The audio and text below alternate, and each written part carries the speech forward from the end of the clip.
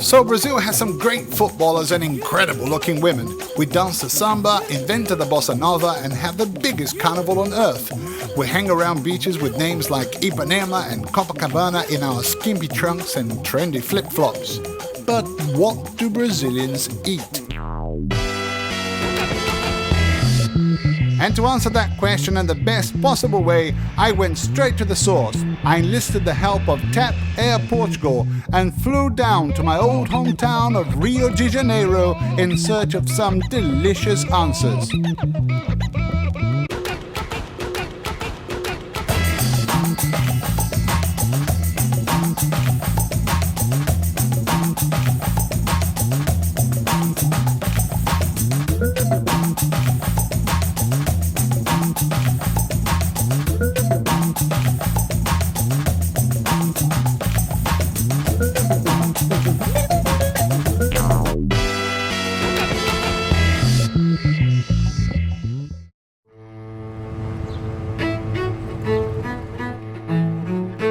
A typical Wednesday morning in Rio. The sun is just breaking through the morning clouds and Rio's natives, the Cariocas, are already at the beach. I'm walking down Ipanema towards Leblon, a quiet and beach-loving neighborhood on the base of the Two Brothers Mountain. I'm meeting someone who will show me how to make kibbeh, just like my granny used to make it. My dad. Kibbeh is one of the most popular street foods in Rio. Every bar has it. It's a Lebanese import, and so are we. My grandfather came to Brazil in the 1900s, and we've been preparing it ever since. First, we put the meat. Meat. Kibbeh is a 2-to-1 ratio recipe. It's 2 parts of ground beef to 1 part of bulgur wheat. But the bulgur wheat looks a lot bigger because it expands when you leave it in the water. And we've only just left it in the water for about an hour. Otherwise it gets too soft and watery. We put on 6 medium onions cut in rings, and this is a couple of very big handfuls of mint. Nice fresh mint. You can easily see why this is a family recipe. You can see us around the table when we were 5 or 6, me and my 2 brothers, just crunching through all of this. This is the main spice for kibbeh, it's Syrian pepper, we call it here. And it's quite easy to find in the UK, but if you can't find it, you can make something similar by grinding white pepper, nutmeg, and some cinnamon.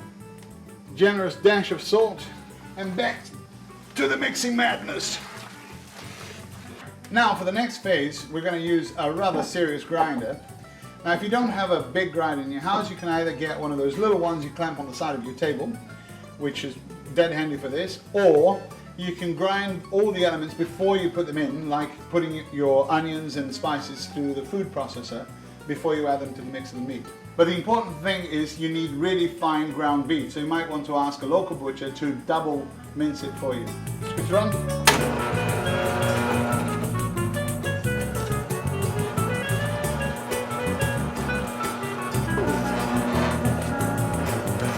Guess what? When we finish putting these 3 kilos through, we do it again.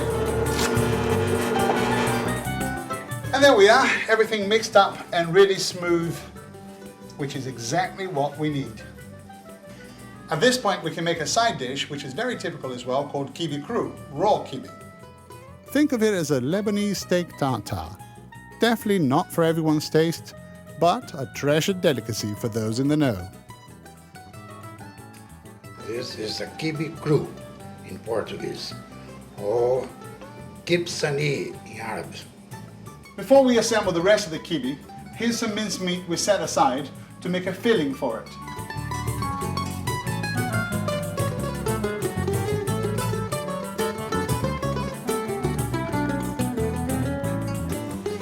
All we're doing is flash frying the mincemeat with onions and olive oil and butter.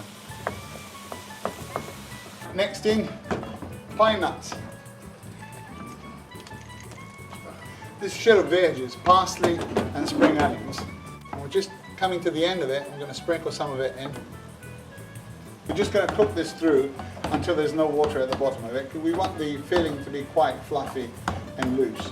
Alright, all you have to do is roll it in your hand into a little bowl and use your thumb to open a hole in the middle, and then put just 1 tablespoon of the filling. When you put the filling in, you can use a spoon to press it in against the kibbeh that's already there and close it up. And because the kibbeh is very smooth, it will close up quite nicely. And then you can shape it into this sort of double spinning top or diamond shape, which kibbeh is famous for. Right, now all we're going to do is fry these little fellas, and we have a pan here full of hot oil, and quite a lot of it, quite deep, so that these things don't touch the bottom. All you need to do is put it on your spatula and lower it into the oil.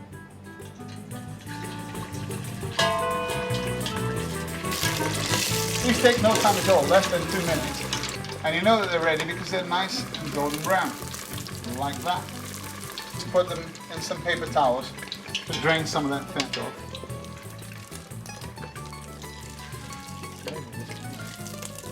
And now for the ancient art of eating kibbeh. Come on, Dad. Okay. Eating.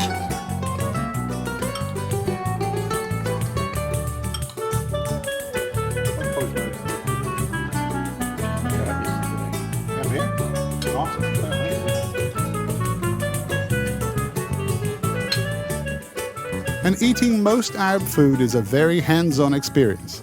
And to wash it all down, nothing like a cracking cold beer.